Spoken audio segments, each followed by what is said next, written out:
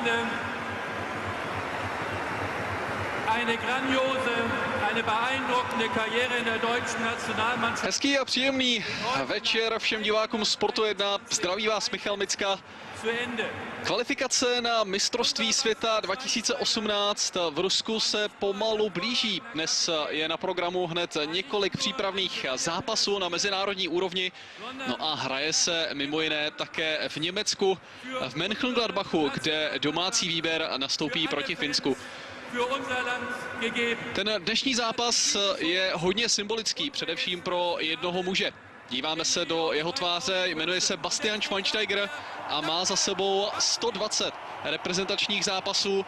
Ten dnešní 121. bude jeho poslední. Bastian Schweinsteiger se už po Euro ve Francii rozhodl, že svoji reprezentační kariéru ukončí. Prohlásil, že do té doby ho to nikdy ani nenapadlo, že to pro něj byla morální povinnost a zároveň také neskutečná radost. V současné době a především v současném věku už se chce věnovat pouze klubové úrovni. Ve 32 letech na to samozřejmě má nárok.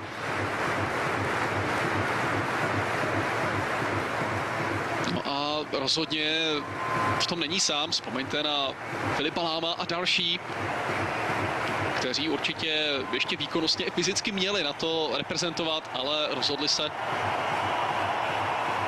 pro klubovou úroveň a v mnoha ohledech to samozřejmě souvisí se zdravím. Zrovna Bastian Schweinsteiger by mohl vyprávět, protože nepít problémů zdravotního charakteru, které provázely tohoto muže nejen reprezentační kariérou, tak by se dnes mohl dostat na takových 175 reprezentačních startů. Ale nutno říci, že ta 120 je samozřejmě také velmi slušná a jak sami vidíte, tak německé publikum na něj asi jen tak nezapomene.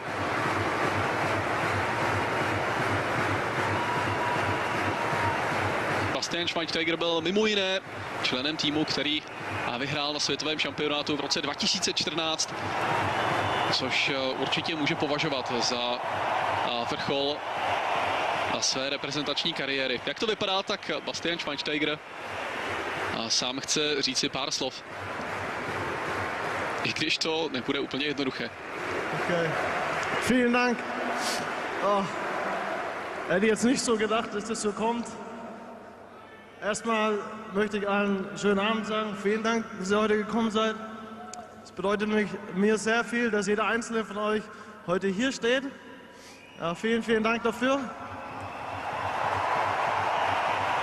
Bastian Schweinsteiger říká, že děkuje, že neočekával, že přijde tolik dětí a především fanoušků vzdát mu hold.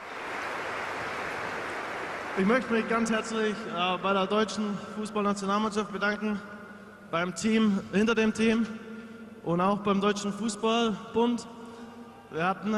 Es war für mich eine große Ehre, für Deutschland zu spielen und auch eine sehr, sehr große Ehre für euch Fans zu spielen. Das hat mir sehr, sehr viel bedeutet.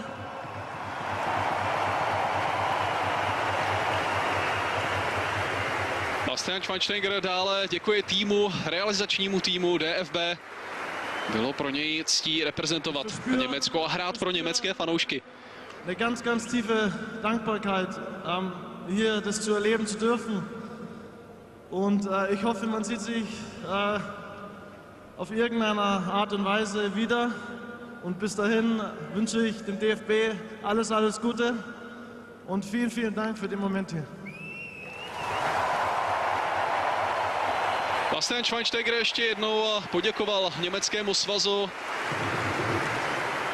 Řekl, že to je pro něj hluboce emocionální záležitost dnes nastoupit v německém týmu naposledy. Popřál všem svým kolegům v národním týmu hodně štěstí. A zároveň dodal, že bude zpátky, ať už v jakékoliv pozici, v jakékoliv roli, jen ne v té herní, tedy s největší pravděpodobností.